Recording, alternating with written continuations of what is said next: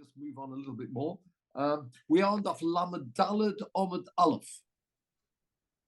Now, I mentioned this very quickly last week. Oh, good to see you, Mark. Hi. And Gemach Sima Tova, one and all. Shana Tova. And we're almost halfway down the page. I'll just do a quick recap. We've always thought, and we've seen this in the Gemara, which is everybody thinks we've spoken about the three sets.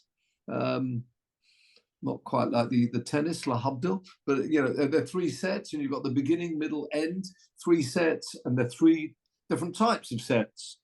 And then we saw last week something very interesting, where we were learning this from, that there's a tekiah at the beginning, a tekiah at the end, and then a middle part of the sandwich. We learned that from the Midbar, when they traveled, how they traveled, and you've got those words there. He mentions tekiah, and with the teruah, tekatem, teruah, and we had various words that are teaching us that there's a tekiah, a middle part, and an ending. And then we had a link between the midbar, because of the word shofar, it links up, not the word shofar, it was teruah. We had a gezerah shava to compare teruah, remember this link? There was a word, and you can only have to have a tradition to be able to link up in this way. There's a link between the word in the midbar and the word when it comes to Rosh Hashanah. So we compare, and we said also the same thing's happening here. Then we said, there was one view that said that to have that link, and that's this machlokus, to have a link, you can't just have a link, you've got to have a word which is there to take the anchor. And that's why, although there are three times that it mentions teruah, when it talks, when shofar, remember, let me take a step back. There's another link between Yom Kippur of the Yovel and Rosh Hashanah, right? So there's lots of links going on here. Links from the Midbar to Rosh Hashanah. And then there's another link, Rosh Hashanah, to the Yovel Yom Kippur, which also has a shofar being blown. There's psukim about that. So we put them both together. We've got the Yovel and the Rosh Hashanah, and it says the word, as you see, you've got the word teruah mentioned three times, and that's how you get 3 times 3 sets. Now, last week we learned there was a view that held, in fact, one of those words is used as the anchor from the Midbar to Rosh Hashanah, which means it's no longer available. This view holds, once it's being used as an anchor, it's not available to learn from itself. With me? So instead of having the word teruah mentioned 3 times, only 2 of them are available because one of them is needed for the anchor. With me? So it turns out only 2 sets are min haTorah. The Chachomim also said there should be a 3rd set, but it's not min haTorah. Then we had another view last week.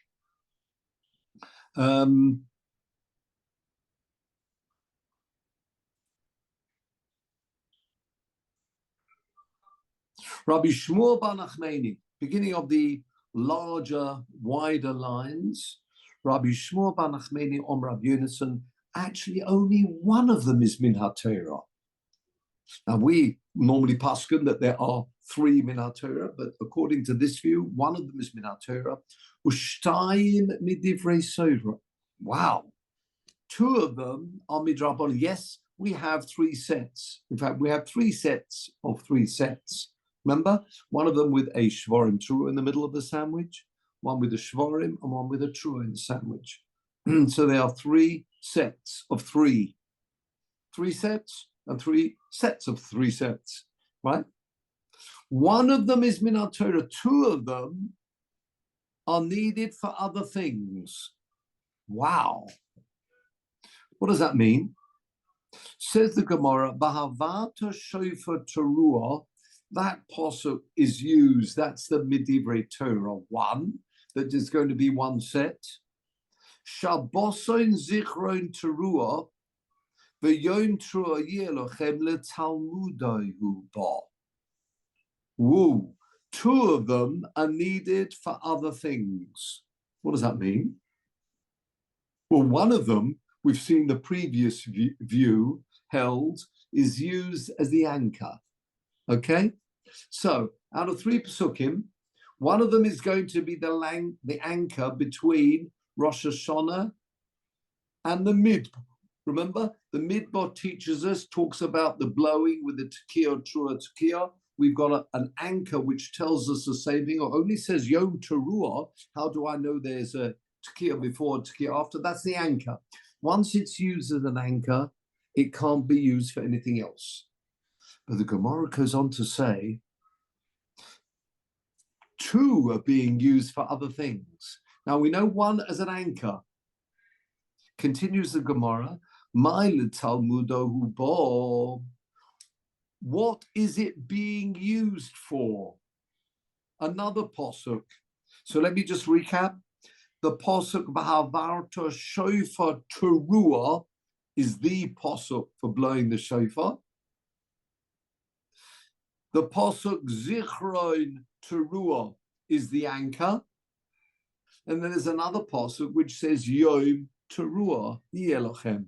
That posuk is used for something else. Look at this.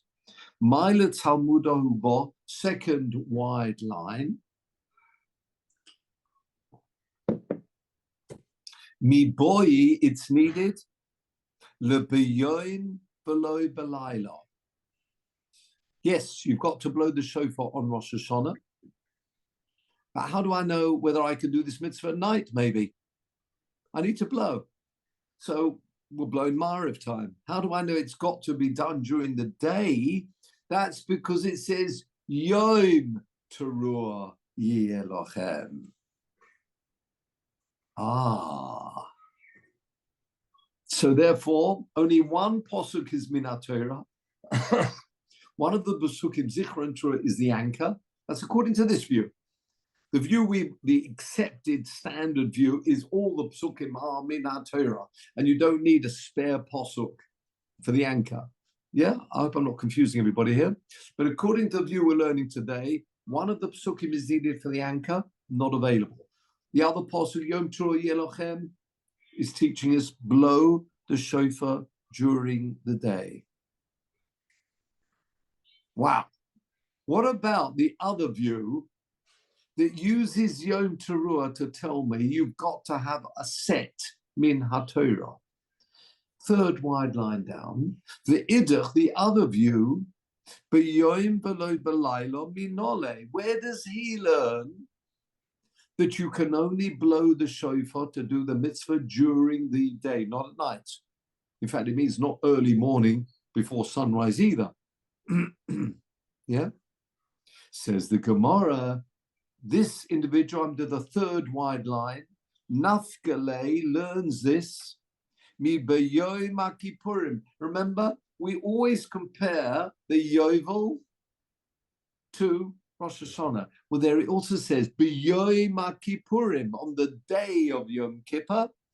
That word is also unnecessary because it tells us it's the 10th of the month. We know the 10th of the month, that's Yom Kippur. Yom HaKippurim. Because it says Yom HaKippurim, that's where we learn blow only during the day. On Yovel, you blow during the day. On Rosh Hashanah, you blow during the day. And that is quite important because if it's late afternoon, and some people very kindly going around to people who couldn't get to shul, maybe to hospitals, make sure that they blow whilst it still is day rather than it's already got to the evening, because there is no mitzvah during the evening. The mitzvah is only during the day. Now the Gemara says, well, according to this view that you're comparing it to Yom Kippur,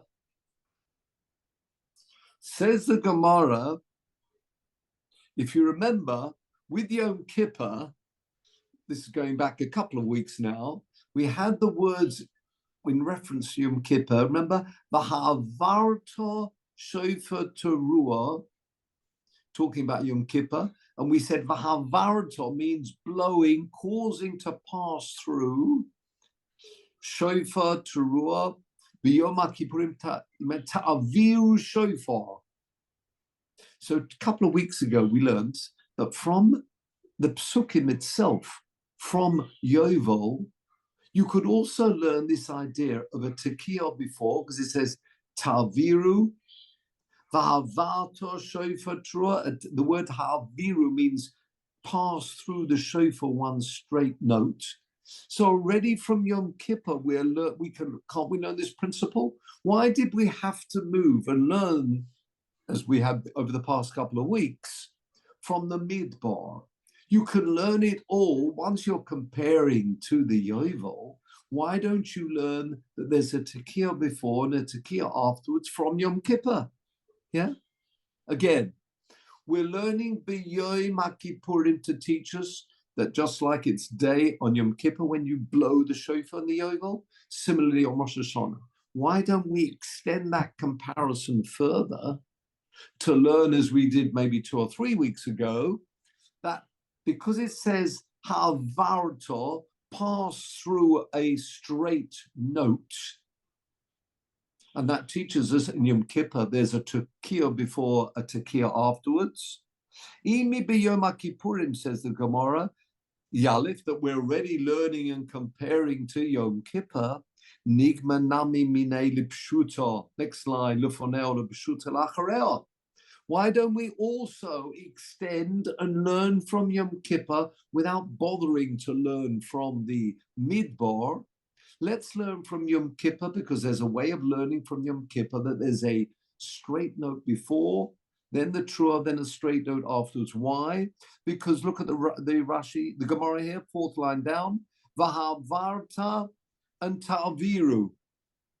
Those 2 words tell us there should be a straight note, and then a Trua, and then ta'aviru. Why does our Gemara learn that from the midbar when it says, remember, you've got skatim teruah? Why don't we learn that also from Yom Kippur? Says the Gemara, B'havata ta'aviru lo mashmelahu. Those words ta'aviru, it doesn't say it was skatem. So this view is not like we learned, I say, a few weeks ago, that the word ta'aviru does not mean that you should blow a straight tekiah. What does it come for then? Ela my dorshabahu v'ha'avarto kuda Rav Masna, like the view of Rav Masna. The Oma, 5th wide line. The Oma Rav Masna v'ha'avarto derech ha'avaroso ta'aviru. You should blow the shofar. How does the animal pass through, walk around? How does the actual shofar, the horn itself, come out of the animal? If you've ever seen, the thin part, the narrow part is at the top, and then you get the wider part lower down. And you've ever seen the growth of some of these animals? You see the way it's ta'aviru has its pass through. You have the narrow and then the wide part.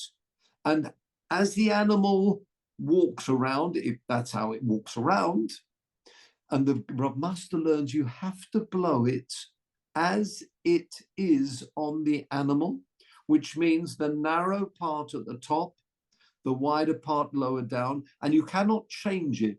Maybe with a bit of heat, you could change so that you blow through the other end. You mustn't do that, because it's got to be as it actually grows, the growth of the horn. That's the part for which you have to blow. You've got to keep it as it is. Don't change the format or the way it looks. You have to blow it as it is. That's ta'aviru. As the animal would pass and walk around, and in fact, how it's passed through the head of the animal, this ram or any animal that you're taking, that is the way you must blow it. And that he learns from the word ta'aviru. As it passes, as the animal would pass around and walk around like loleches, or how it would pass through out of the head, that is the way it's got to be blown. It's got to be blown through the narrow edge, the narrow part, and don't try and reform it into a way that you could blow through the wider part. Not because you're opening your mouth very wide. You may have, with a bit of, say, with a bit of heat, you could probably change the form of the shofar so that you could blow through the wider edge and maybe widen out the narrow edge, the narrow side. You mustn't do that. And Rav Master learns that from this word ta'aviru. As it's passed, that's how you actually have to blow it. Blow it as it is. Don't change the form of the shofar. So if that's the case, it's not telling us that's how you blow. Ta'aviru shofar means that it does mean blowing, and we've got that blowing from other sources, but blow it in a way, it doesn't tell me even tekiah, but blow it in a way, the way that it's formed on the animal, the way the animal would walk around and pass wherever it's going. That is the way you're meant to be blowing the shofar. And therefore, the bottom line is this: it's not available to teach us that the word ta'aviru means a tekiah. Ta'aviru does not mean the tekiah. It might mean blowing, but it means as you would pass it, as it passes through the animal, through the head, as it would walk around and pass through streets and fields, etc. That is the way it should be blown. Don't tamper with the form of the shofar. And therefore, we are learning, back to, we've seen from the midbar, as they blew, and you've got the word skatem teruah. That's where you learn there's a tekiah, a truah, a tekiah. We compare, we've got an anchor to teach us the same for Rosh Hashanah. We can't learn from Yom Kippur because this view holds that the word ta'aviru does not mean a tekiah. It means the way it goes through, travels, passes through the animal's head. That is the way you should blow the shofar. Continue the Gemara. Of course, this is interesting, Norman, because it hadn't occurred to me that in theory you could blow the shofar from the wide end and make a sound. You don't need to necessarily blow it like a trumpet. Very good, very good. This but it never really occurred to me that was even possible. But this indicates that you need quite large lip. But you could just blow into it, so to speak. You could, or you could actually, I say with a bit of heat, you could change and make that slightly smaller and make the other edge wide, the other end wider. Yeah. But this Gemara is telling us, we paskin like that you're not allowed to. From Rav Masna, derech ha'avorosoi ta'aviru, blow it the way it's formed, the way it would walk around and travel around, and therefore blow it through, and the way it actually comes out of the head. And if you see it comes out, I think it's the narrow edge coming out first. That is the way it should be blown. In fact, there's also a remez. We say min hameitza korosiko. I'm maybe calling Hashem in depths, in if you like, in straits. Yeah, from the narrow part. From the narrow. That's right. Min hameitza korosiko ononi, and Hashem's answered me with abundance. So there's another remez that it's got to be through the narrow edge, but the narrow end. But I might have thought that maybe I can change it slightly, change the form of it. Says this Gemara, you mustn't do that. It's always got to be blown through that narrow, and don't tamper with it, and don't even try to blow through the other end. I'll say opening your mouth a bit wide, but nevertheless that cannot be done. So yes, this is the Gemara that tells us that. And also, I don't know, when it says ta'aviru shofar, that's another point, says the Gemara. Maybe ta'aviru means nabre b'yad. The Pasuk for Yom Kippur says, ta'aviru shofar b'chol artzachem. Now, we've translated that, we did a few weeks ago, it means pass through a sound, right? That's talking about Yom Kippur. You could translate ta'aviru pass. In other words, there's a mitzvah of Yom Kippur not to blow the shofar, but take the shofar, a bit like, going around with a flag, reminds me of the Olympics, the Havdil. You're taking with you the flame, you're taking with you the flame, the shofar, and that, ta'viru shofar b'chol aretzechem, go around, everybody walking around with their shofar and showing the shofar, maybe that's the mitzvah. So I don't know what ta'viru shofar means until we've got the link from the Midbar to Rosh Hashanah to tell us, no, you know what you do with the shofar? You actually blow it. It's not just carried, it's not just a symbol that you hold up in the air, you actually do blow it. And therefore you can't learn from Yom Kippur. Now, according to the other view, that did learn from ta'viru, that ta'viru means, have a look at the Gemara, the idach. The other view, the Rav Masna, where does he learn? Again, if you learn, as we did a few weeks ago, that ta'viru means blow, it actually means the word blow. Ta'viru shofar means blow. Tekiah.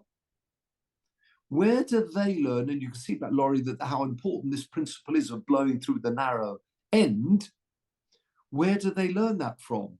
We've learned that today, that because it says ta'viru, blow it in the way it's formed, in the way it's actually the animal would walk around. Don't tamper with the form of it. Now, if you're learning ta'viru, then it means blow a straight note, right?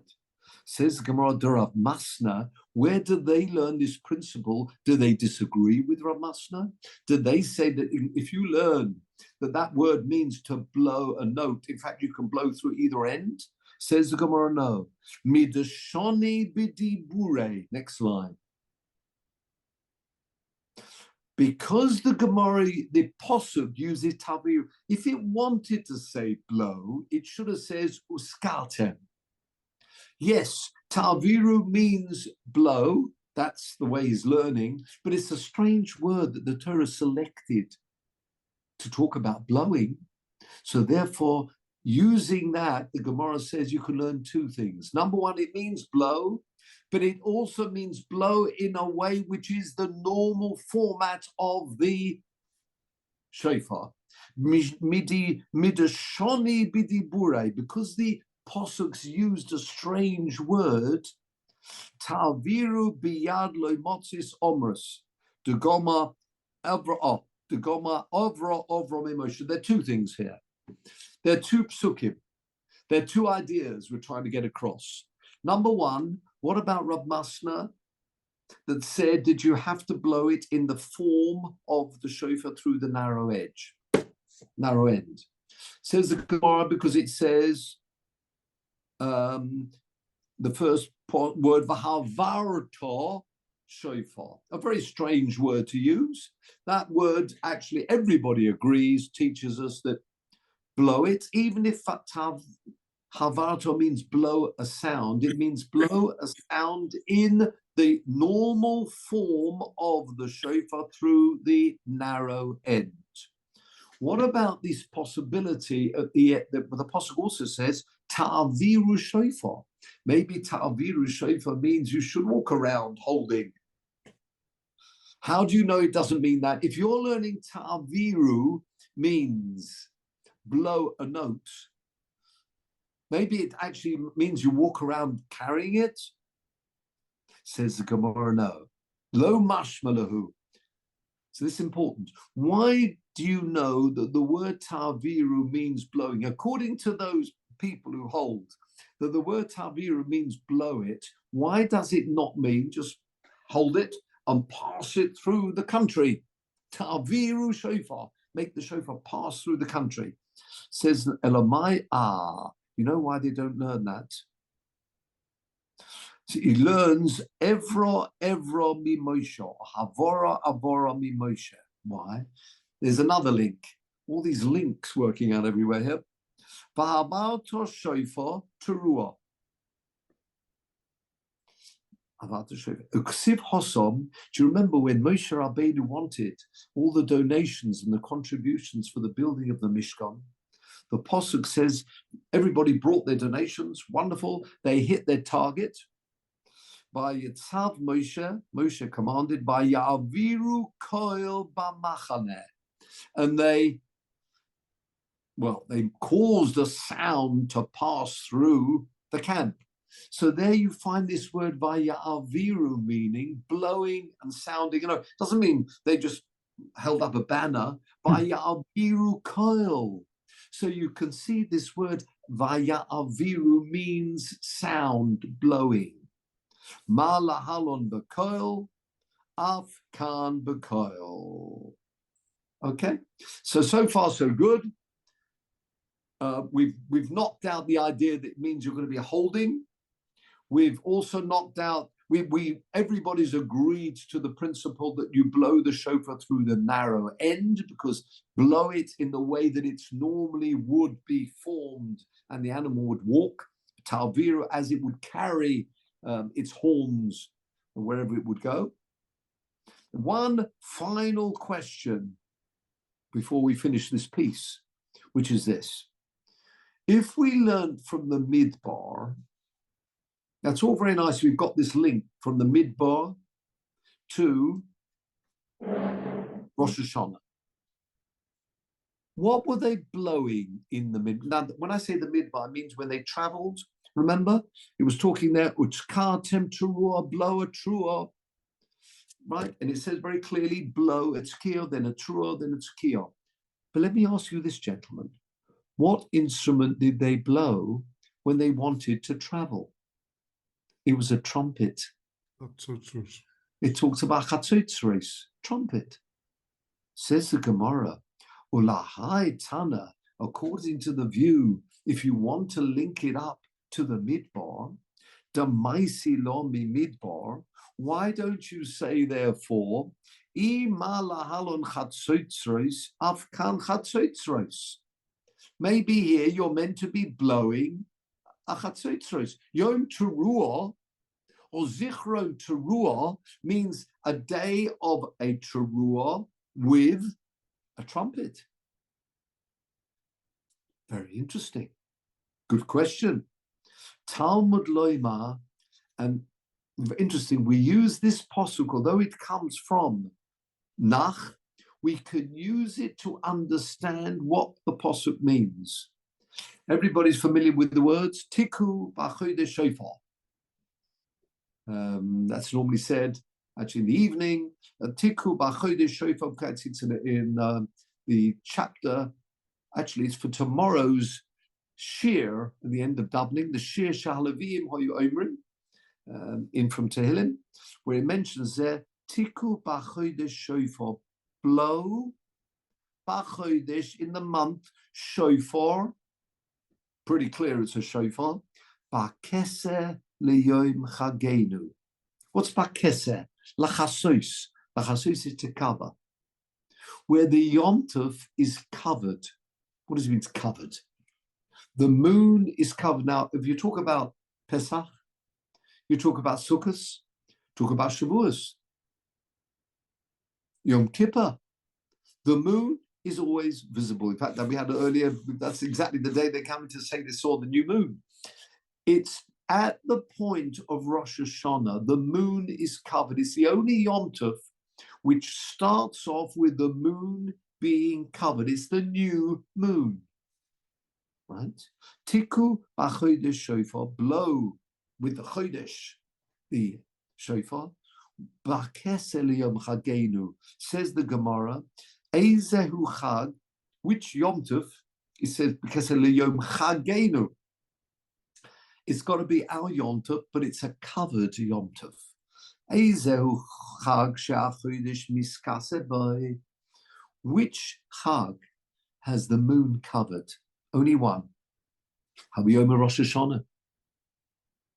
And what does it say? U'ka'omar rachmana shofar. Woo! So that posuk in Tehillim teaches us.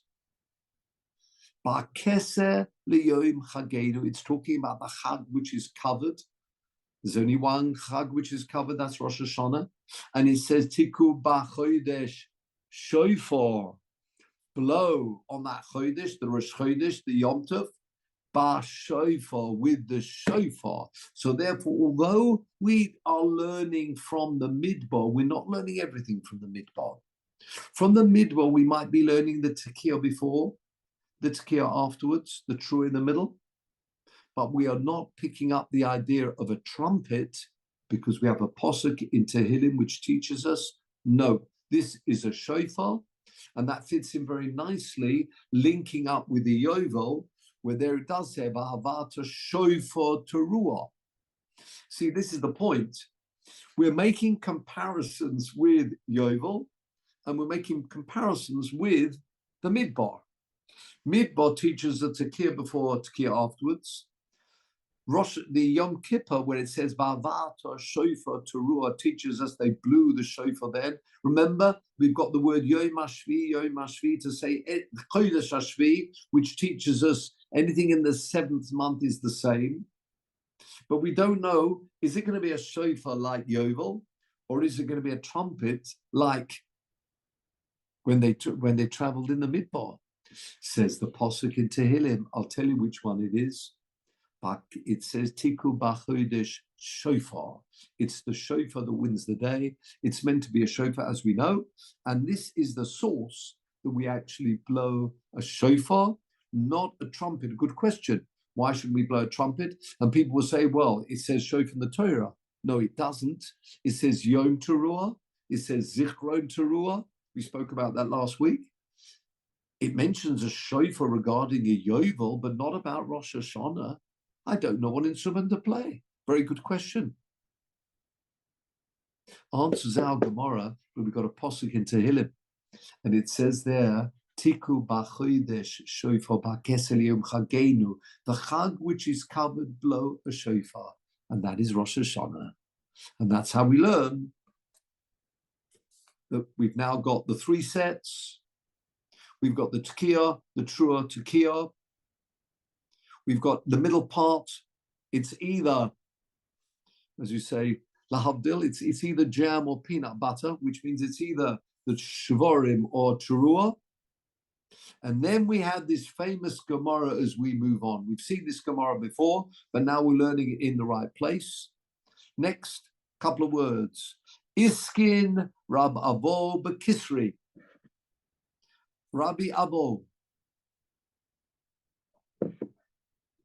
instituted, where's Kisri? Caesarea. Nice place. Anybody been to Caesarea lately? Yeah, you have. Oh, yes, it's been very nice too. Well, there was Rabbi Vol was there. He wasn't just enjoying the beach. He was making various decrees as well, the great Rabbi Avo. And he instituted another part of the sandwich.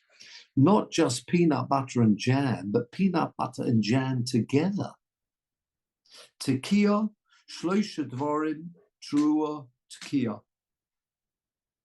So now we have the 3 types of middle part of this sandwich. Either Shvarim, a Trua, or both. Says the Gemara, Monafshach. Monafshach, where's your feeling? Where's your nefesh? What do you hold on this topic? What's your view on this topic? Do you remember we had the Mishnah which tells us that the sound of the middle part is the teruah. We had the Brisa which tells us the sound of the shofar is the shavarim. Rabavo, where are you? Which of those 2 views do you hold? I yilulil yolil. If you hold it should be the teruah, the crying notes. Ledat tekiah, teruah, tekiah. Blow that, like the Mishnah would have done. V'i genucha gonach. If in fact it's the moaning sound, the longer shavarim sound, do tekiah, shloisha, shvarim, tekiah. Which one are you?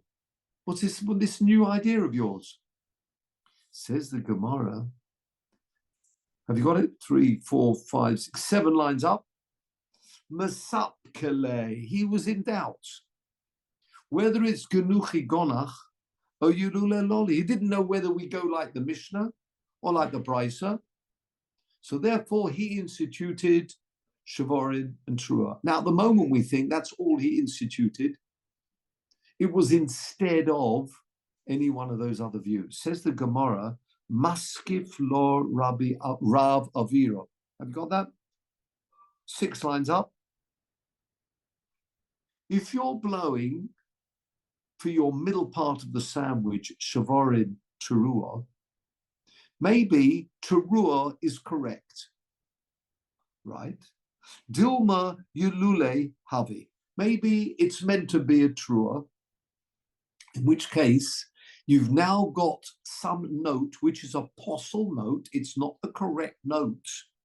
For Mafsik, Shloisha Shavorim, Ben Teruah, Litzkia.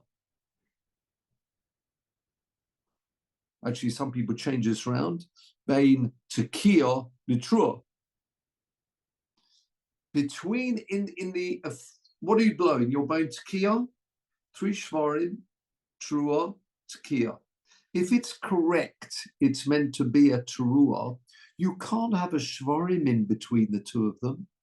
That is a note which is incorrect, and you'd be pulled up for that. If instead of blowing a Teruah, a person blows a Shvarim, hopefully, whoever the rabbi Malmakre should pull him up for that. In other words, we're saying Rabbi Vo was unsure. So he thought, I've got a very clever way. I'll do both. I'll blow Tekiah, Shvarim, Trua, Tekiah. Says the Gemara, why? Because he doesn't know which is correct. But if Teruah is correct, then you've got a Trua, Shvarim in between, which is going to make the sound posel, and you haven't gained anything. Says the Gemara, oh, no, he didn't mean that. Tohoda Ovad, Tekiah, Teruah, Tekiah. He's going to blow Tekiah, Teruah, Tekiah as well. To avoid having the problem of having a Shavarim between the Tekiah and the Teruah, he will also blow a Tekiah, Teruah, Tekiah. Well, you can see what's coming. Maskif lo Ravina. Got it? 5 lines up. But maybe Genucha Hava. Maybe it's meant to be a Shavarim. So what? V'kol mafsaka Teruah bein Shavarim Litzkia. Now, if Shavarim's correct, and you're blowing Shavarim and a Teruah, I should say in inverted commas, you've blown it, which means you've really ruined the sequence. You've got Tekiah, Shavarim, Teruah, Tekiah. If Shavarim's correct, you can't have a Teruah in the middle of that. Says the Gemara, oh, no. Dohoda Ovid, Tekiah, Shloisha Shavarim, Tekiah. He also did Tekiah, Shavarim, Tekiah. So now the Gemara's got a real problem. Says the Gemara, El Rabavo, my Iskid. What did he institute? He's blowing everything. We said before he was unsure which one. He was unsure, so therefore he did Tekiah, Shvarim, Teruah, Tekiah. But he's also blowing Tekiah, Shvarim, Tekiah, because Teruah might be wrong. He's also blowing Tekiah, Teruah, Tekiah, because Shvarim might be wrong. Well, just do those 2 then. You don't need a third. Look at the Gemara. El Rabbi Avor, 3 lines up. My Iskid. If he's unsure. If it's meant to be the groaning Shavarim sound, he's done that. If it's meant to be the crying sound, the Teruah, he's done that as well. This is most interesting.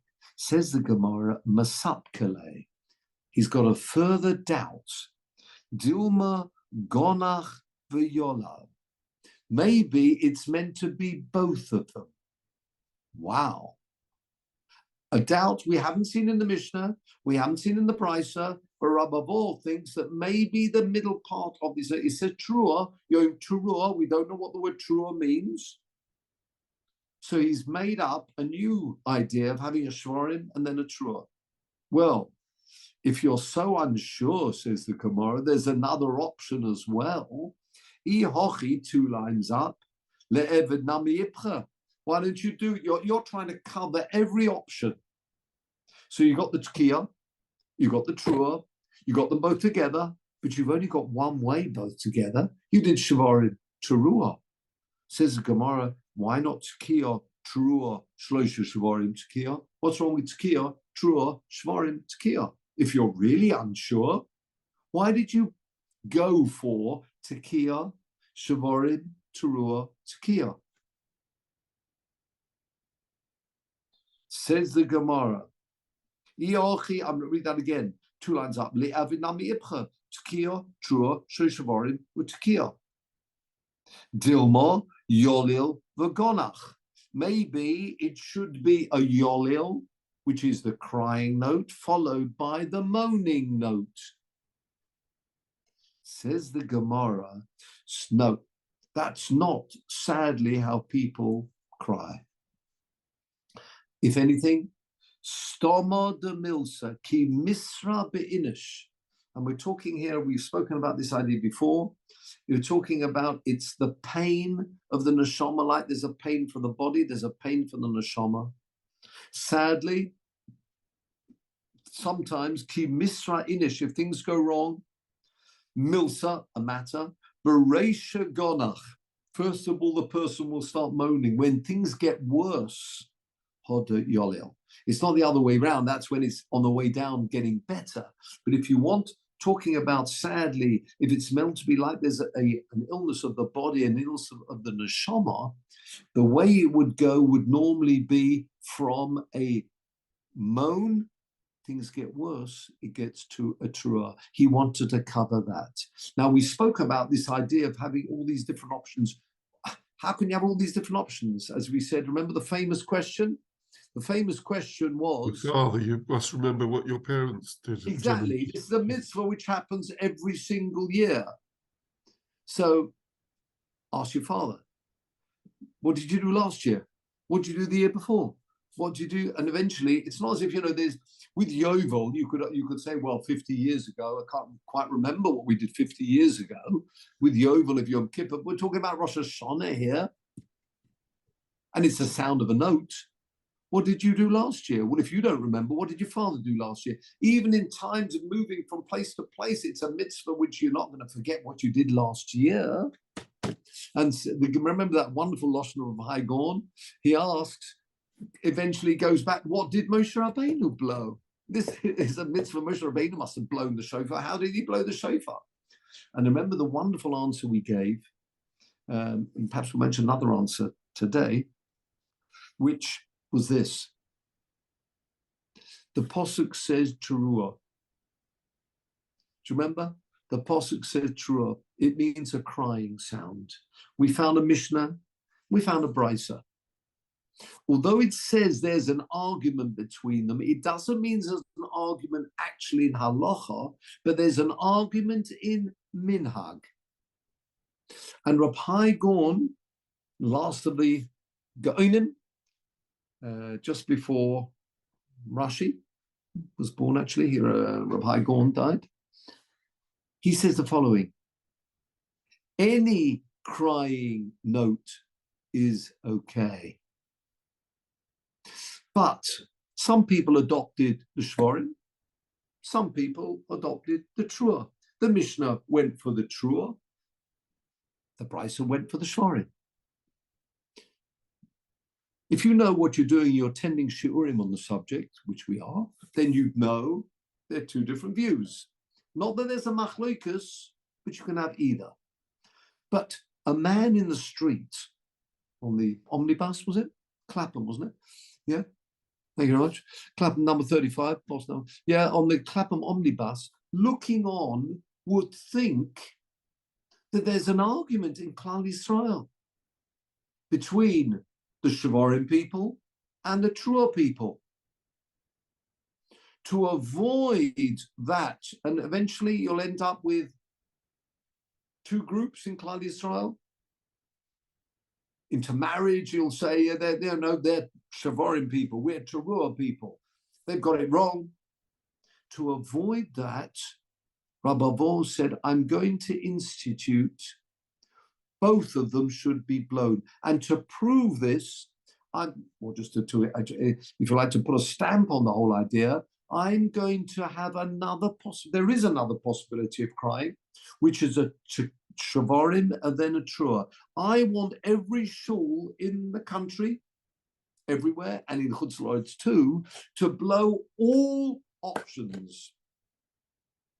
And that way there will be Achdus in Klal Yisrael. I don't want them to be a divisive, a split in Klal Yisrael, and therefore I'm having all these options. That's what this means. So that's a wonderful answer from the great Rav Hai Gaon. So with that comes to actually the end of this piece. Let's just start the Gemara to turn the page, but I'm not going to go very far. Now, those people who have a Gemara in front of them, as we go to Lamed Gimel Omid Beis, which is the last Mishnah, the fourth line down of the third and fourth line down of the Mishnah says the following. Toka Borishona, if someone blew the first note, a tekiah, umoshach bishnia kishtayim, extended out the tekiah which comes at the end of the set, twice as long, so that it should do a double job. It should be the final tekiah of one set and the first tekiah of the second set. You with me? Instead of going tekiah, let's say shavarim, tekiah, shavarim, tekiah, he does tekiah, shavarim, double length, double strength, tekiah, and then just a shavarim. Says the Gemara, the Mishnah, Ein biyodoi elo achas. And the Rashi said on the Mishnah, Lamed Gimel Omid Beis, the psuka tekiah achas lishtayim lo mafsakinon. You can't split it. It needs an end. You can't have and just mentally say that's the end of this, and it's all mentally. This is the beginning of it. You actually have to hear a beginning and an end. Very powerful. This idea of beginning and end, starting afresh and finishing. A job's got to be completed. Doesn't just move into something else. You've got to move from strength, from level to level. There's got to be a beginning and an end of everything as you move on. Whoop, just about there, I think. Oh, I got 10%. It's fine. So that's what we're saying here. So Rashi says, now let's just have a look at the bottom line here. Shoma,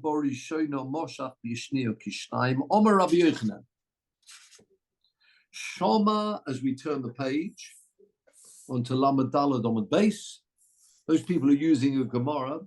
That means you can, insight is the end of the Masechta on Lamed Hey Omid Aleph, which is a nice thing to do. So what does this say? If someone heard Tesha Tekios, Betesha Shoas Biyoim, Yotza, that's an interesting halacha. Someone who hears Tesha Tekios, what it means by Tekios means sounds. So look at Rashi, Teruas Namiko, it means a trua as well. In other words, instead of hearing Tekiah, Terua, Tekiah, here's Tekiah. It's Rosh Hashanah, so you can say it goes out for a smoke. And then a Teruah later on, then a Tekiah later on, your Yotze. A gap in between doesn't matter. And the Gemara will develop this theme, no time for it today, I'm afraid, as it moves on. But I'm just saying, I was just keen that we've turned the page, that I say those people of the Gemara can see the end. So with that, I know there's 5 minutes to go, so I'll mention something else as we close for today.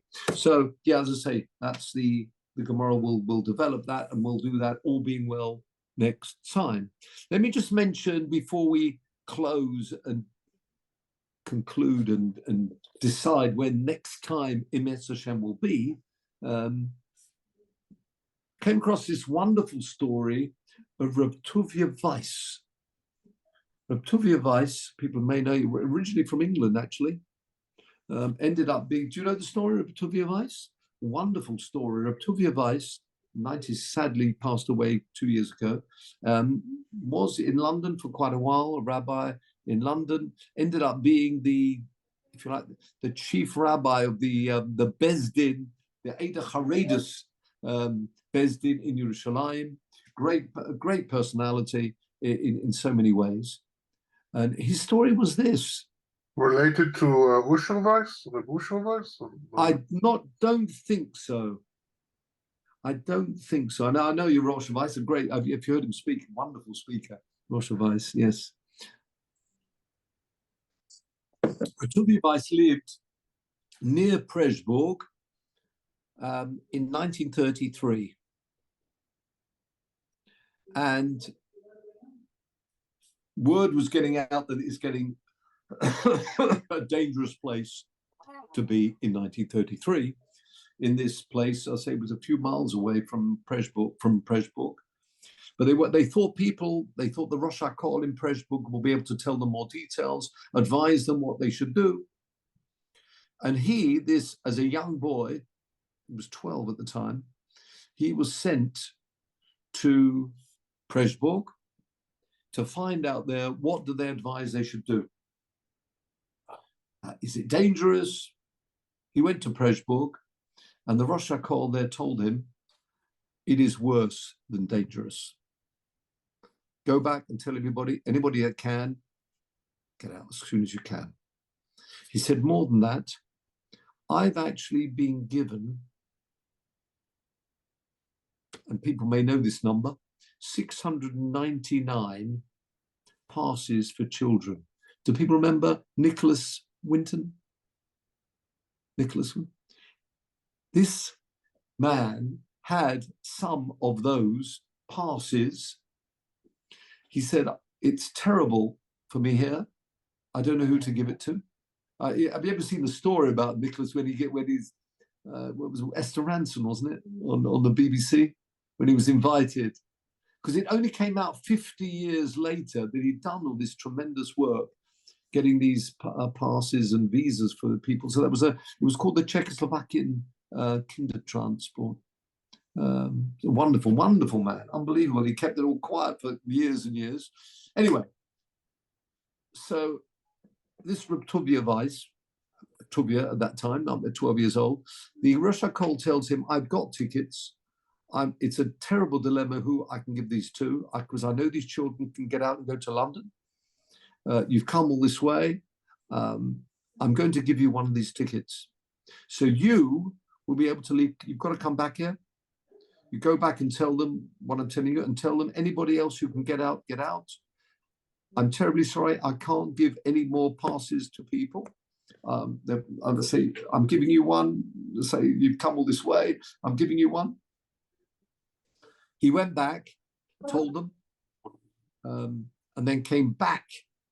And in fact, indeed, got out with those 699 others from Czechoslovakia, and they ended up coming to London.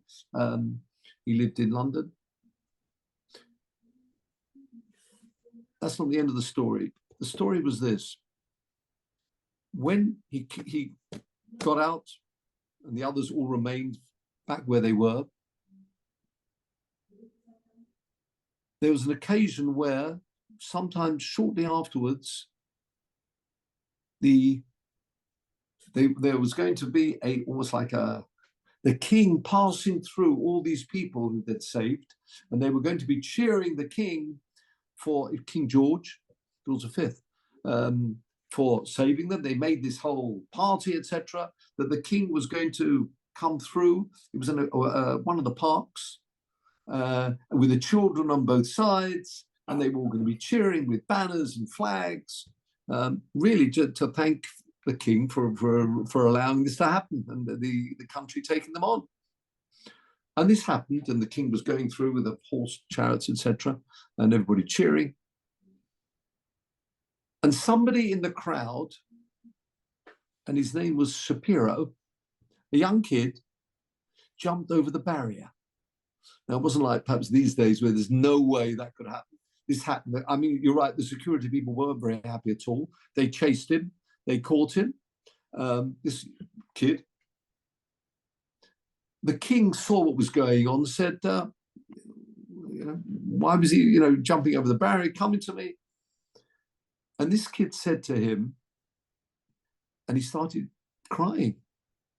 He said, I'm very grateful for what the king's done, and now I'm here.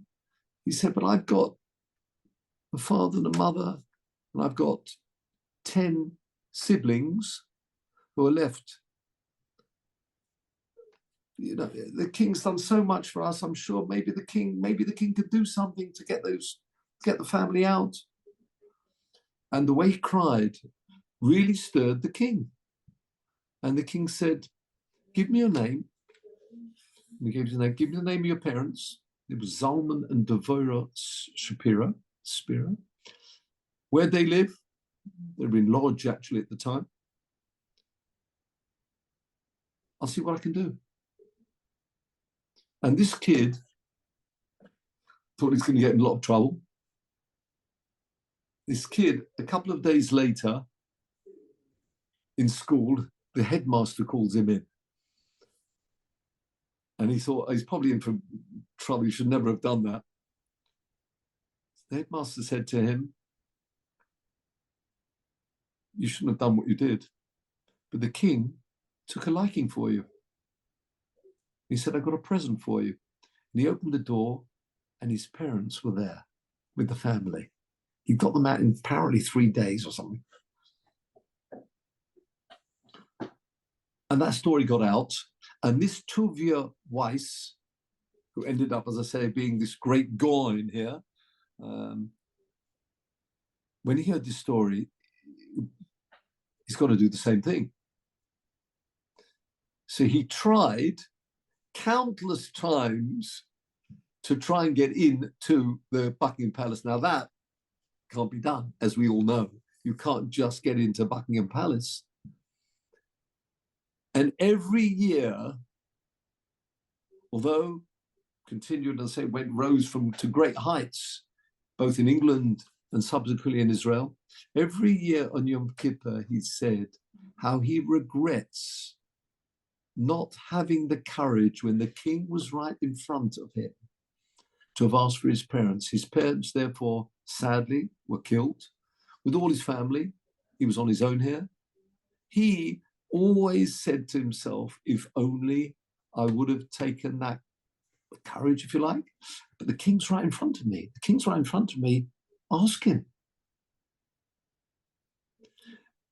And he said, the only lesson I'm taking is I'm telling people this, because that's really what it's like on Rosh Hashanah and Yom Kippur. The king's here. Yeah, seems so far away, but no. Rosh Hashanah, Elul is Ani L'Doidi V'Doidi Li, but we've moved on from Elul. We're now into Tishri itself. The king's here. It's like the king is nearby. It's up to us to try and to make some steps, whether through our tefillos, we come and we appeal, and Hashem's there waiting. Yeah, you can daven any time. You can improve. One can improve at any time, of course.